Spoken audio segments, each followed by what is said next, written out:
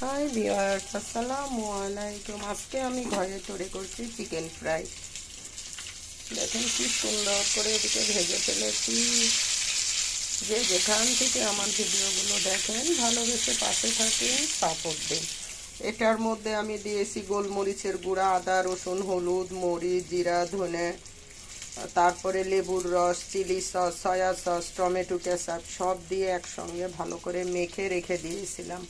আমি অনেক করে মাখিয়ে সুন্দর করে বক্সে বক্সে রেখে দিই। যখন খাওয়ার সময় হয় হালকা বের করে তখন আমি এটা শুধু ভেজে ফেলি ভিউয়ার্স।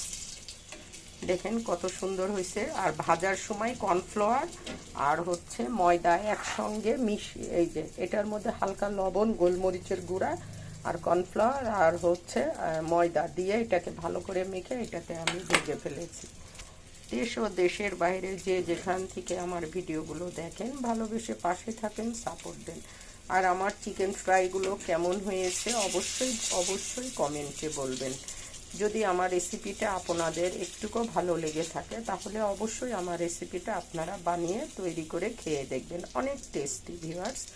দেশ ও দেশের বাইরে যে যেখান থেকে আমার ভিডিওগুলো দেখেন ভালোবেসে পাশে থাকবেন, সাপোর্ট দিবেন। যেহেতু আপনারাই আমার পরিবার, ভালো মন্দ আপনাদের মাঝেই শেয়ার করি। আল্লাহ হাফেজ।